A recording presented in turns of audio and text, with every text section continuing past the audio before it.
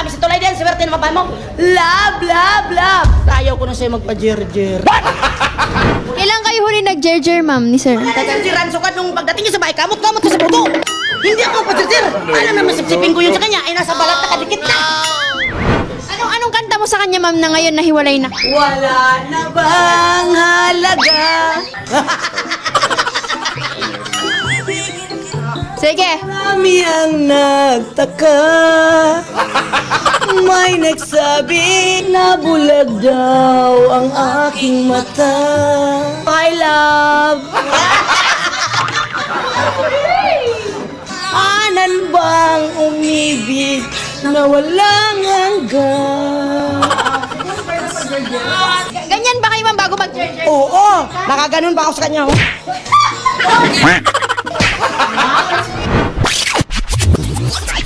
Gandang ano namin sa umpisa, sir. Umabot kami ng 17 years nung pumasok siya, sir, sa TikTok at sa live. TikTok, sir, yung...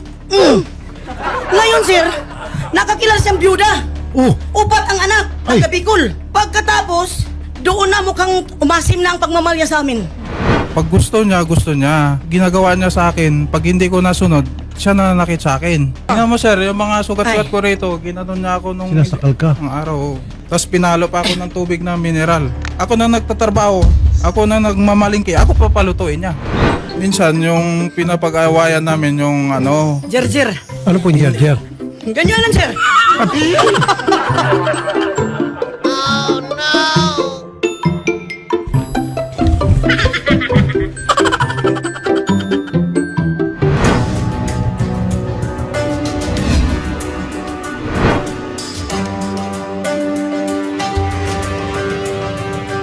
Balikan natin yung sa inyo ni Sir Romeo. Nagkausap na ba kayo ulit after ng eri, ma'am? Nag-usap po kami, ma'am, doon sa NHA, ma'am. Wag na wag yan dalhin yung babae niya na pinagpalit sa amin. Baka doon ko siya babalutin sa bangin ng Tanay. Dahil ayaw ng anak niya makita. Dahil hindi niya property yung property po namin yung sa Tanay na housing. Sino po ang bumili ba nung bahay, ma'am? Ano po yan, yung bahay namin sa Floodway, yan ang kapalit, ma'am. Di bali hulog-hulugan po namin sa NHA yan. Kanino ba nakapangalan yung bahay? Kay Romeo Tamondis po, pero kami ang beneficiary ng anak ko. Pero ikaw ba, ma'am, mahal mo pa ba si Sir Romeo? May nararamdaman ka pa ba? Sa mahal, ma'am, bakit hindi tatay ng anak ko yan? Sa paulit-ulit niyang apat na babae na, ma'am. Suko na ako eh, kasi itong mga babae niya, ma'am, na itong last ngayon na byuda na apat ang anak, ma'am. Inano pa niya ako sa TikTok eh. Binuli-buli pa niya ako eh. Yung sabi niya, hindi ko na pauwiin si Romeo Tamondis alias Ram kasi mahal na daw siya. Dahil ano pala siya, nawala siyang anak, single siya. Ngayon, kung hindi pa ako inutosan ng ex niya na nasa abroad si Rowena Martinez, na ex niya, linoko din niya sa pera at saka sa ano, hindi ko malaman. Sabi niya, Ate Ani, I'm sorry. Mahal kita, Ate Ani, dahil may anak ka, naawa ko si pareho tayo may anak. Yan si Ariangkit. Ngayon, ate, ilaban mo. Umakyat ka sa ano. Ngayon, 3 days before, nag-1,000 ako sa, nakabukas na po ako ng live. Kaya good luck sa inyo, mga shoutout sa inyo lahat po na natulungan niyo ako. Maraming salamat, lalo kay Sir Rapitol po at kay Lord. Na ito po, ang manluloko, binibigyan talaga ni Lord ng pagbubukas kung paano masulbat. Bago nyo nalaman, ma'am, na may byuda siyang babae, hindi mo alam na nambababae siya habang kayo? May nambabae siya, pero nahuli ko din, puro siya luhod. Magmakaawa, yung mayakap, patawad, wag ka maniwala sa kanila. Marupok ako, ma'am, bilang nagmahal. Sinungaling ako kung hindi ko siya mahal. Hindi kami abot sa 17 years kung hindi ko siya mahal. Ang puro voicemail ng mga babae niya, yung tatlo nakaintindi kasi may mga anak na sila po. Pero itong babae na ito ngayon, sa TikTok na, si Ken De La Rosa, sana good luck sa pagmamahalan nyo.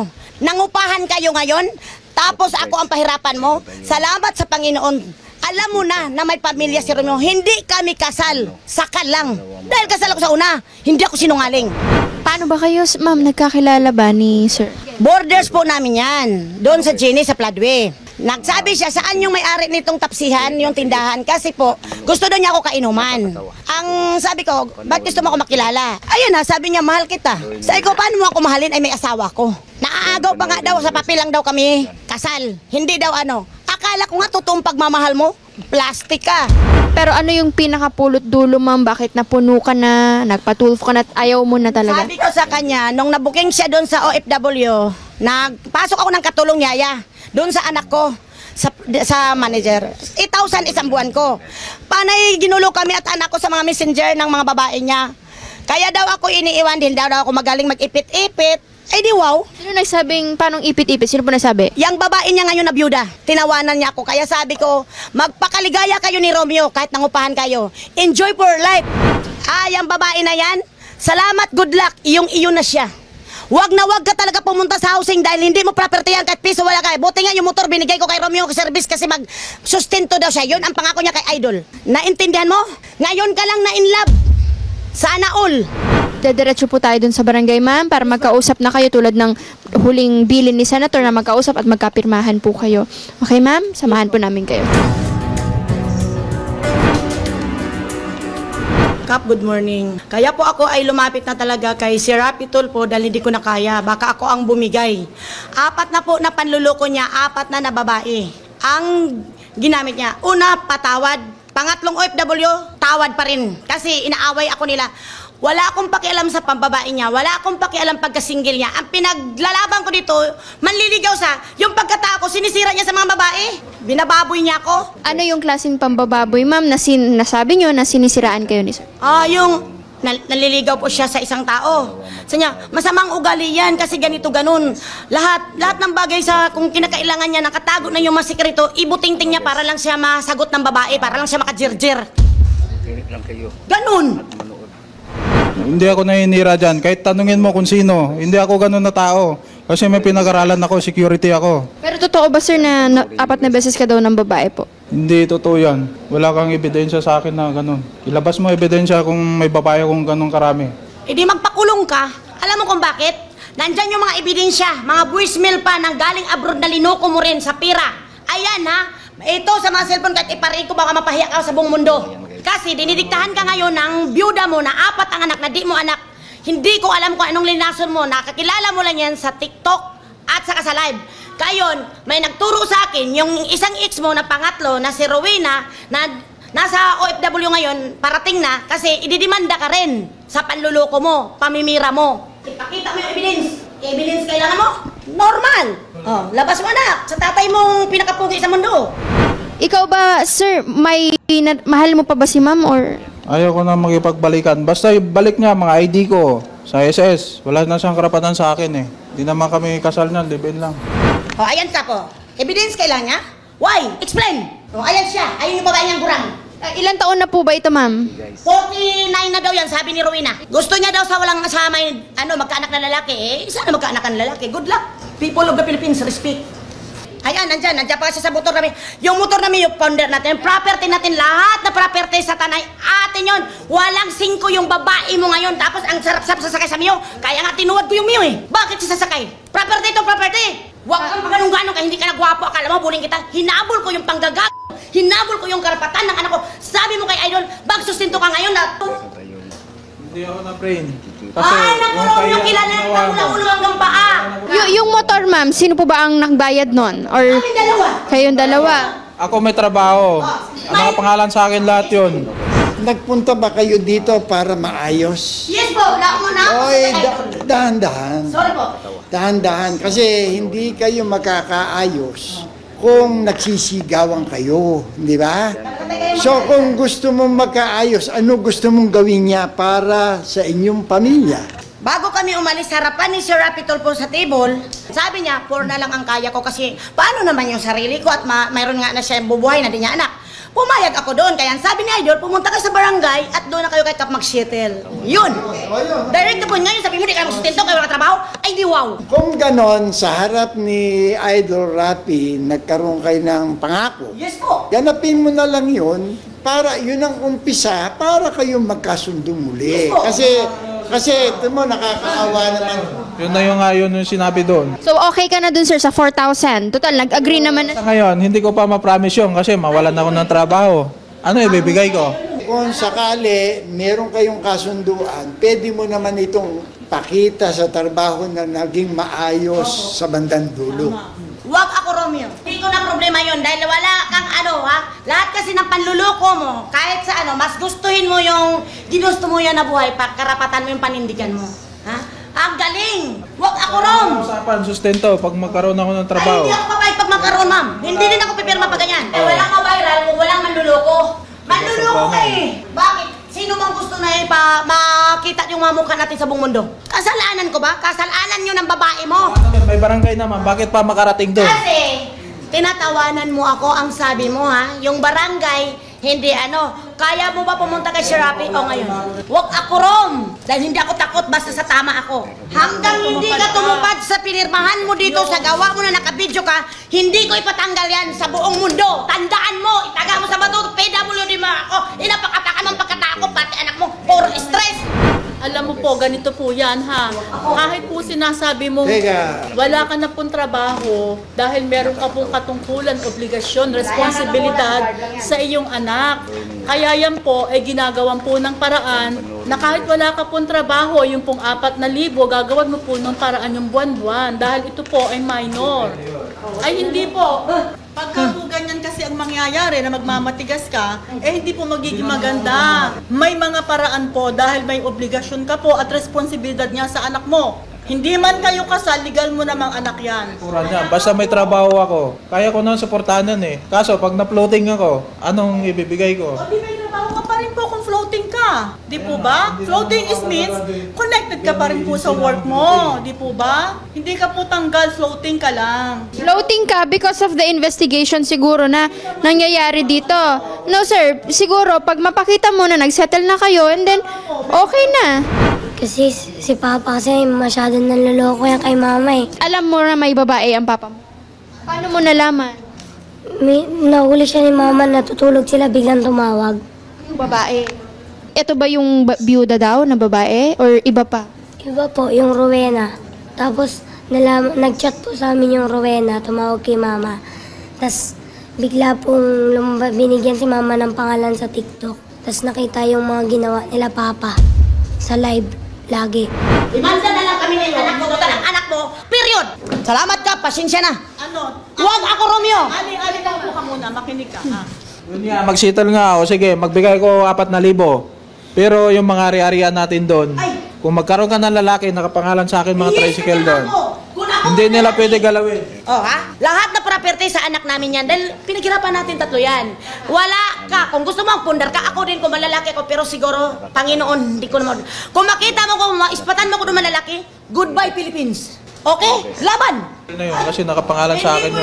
ang tricycle. Pag once nakabangga yun, ako Yan, sisihin. ang dami mo na naman dadak-dadak kasi.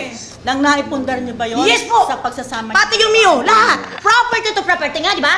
Asan ba yung tricycle? Asan yung Nasa tricycle? tanay, ma'am. Nasa bahay namin. Walang bilangan na pagdating sa ganon. Ang laking tiwala ko, kaya ang sabi ng task force ni Sir Manny na taga-releasing ng bahay, Tita Ami, dapat sa'yo ipangalan yan. Ang sagot ko, okay lang kay Romeo. Wait muna! Kay Romeo Tamundis, ma'am, kasi may tiwala naman ako. Ba't kasi sa kanya mo pinangalan, ma'am? Hindi ko naman ikalain na mahuli ko siya sa TikTok at sa live dahil nga nag-1+ nga ako. Nagtiwala ka. Yes! Minahal mo kasi.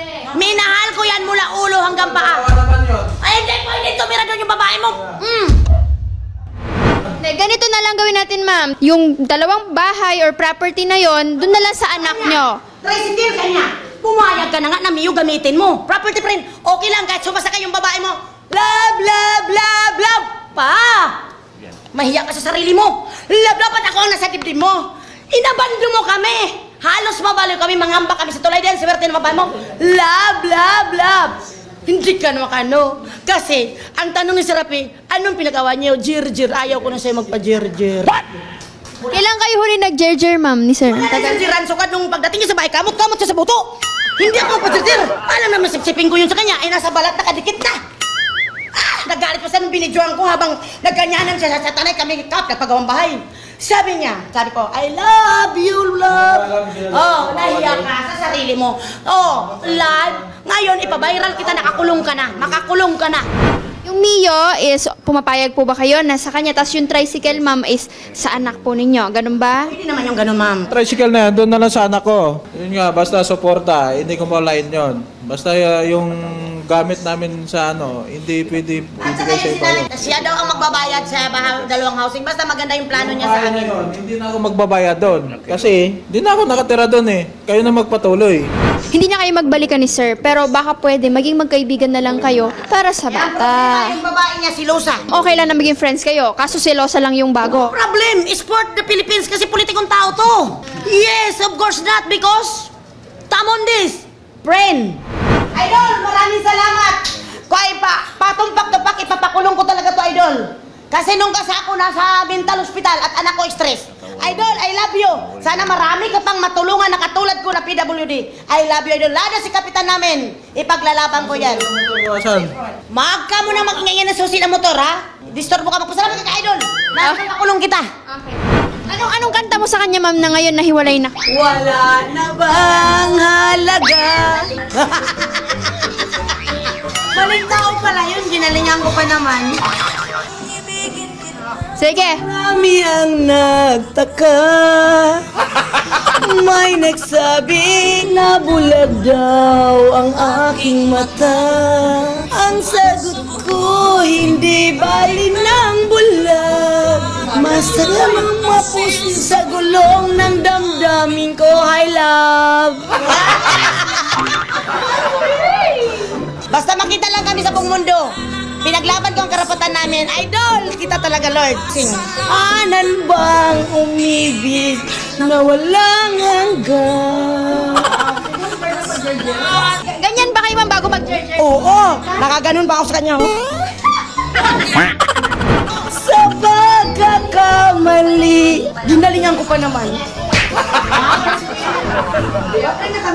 Bibigay si Romeo Vita Mondes ng halagang 8,000 o halagang 4,000 kada 15 ng buwan at 4,000 muli sa katapusan ng buwan. Number 2, na ang motor na Mio ay mapupunta kay Romeo Vita Mondes na sinang-ayunan ni Annie. Na ang motor o tricycle naman ay mapupunta sa anak nila o ito ay maaaring ibenta ni Annie na ang pinagbilan ay papasok sa bangko para sa anak nila. Ito ay sinang-ayunan naman nila pareho. Na ang isang bahay sa Tanay ay ipagpapatuloy ni Romeo Tamundes ang hulog sa NHA at ito ay para sa kanilang anak. Na ang isang bahay sa Tanay Rizal ay mapupunta naman kay Ani na dahil ang sang-ayon sa kanya ay may pera doon ang kanyang anak na ito ay sila na ang bahala. Na sinang-ayunan naman ni Romeo V. Tamundes. Number 6, na ang makukuha nilang financial assistance sa NHA, kung magkano man ito ay maghahati sila ni Ani 50-50 at hindi pwedeng magsama o magdala ng babae ng kanyang karelasyon doon sa bahay sa Tanay. Pirma? May saging ka na. Maraming salamat po, Sir Rapi. Sana may matulungan ka pa na katulad ko. Bye-bye. Mag-ingat kayo ni Labs mo, ni Bibi Labs mo, ha. Sana makabuo ka ng lalaki.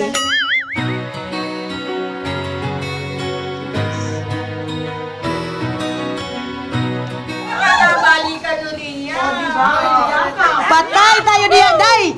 Nakahalik ako sa imo.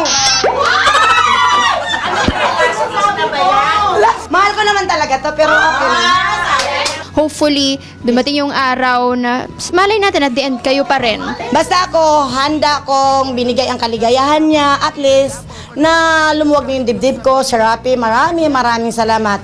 Doon po sa tulong mo sa 10,000 na regarding na binigay mo po, Sir Rapi, tinindan itong 4,000 kasi po namayad kami ng utang, tubig ilaw, bumili akong bigas at saka konti. Tapos pinakain ko siya po.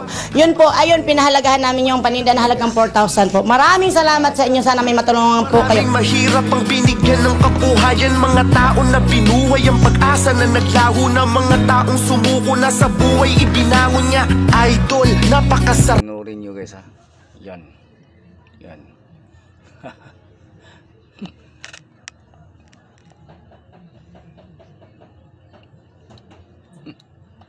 Yan guys.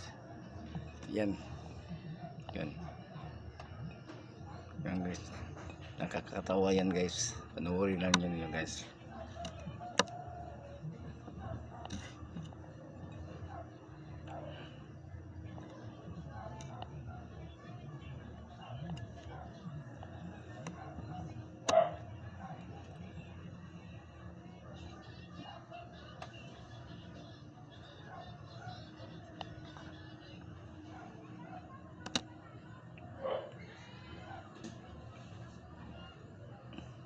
Yan.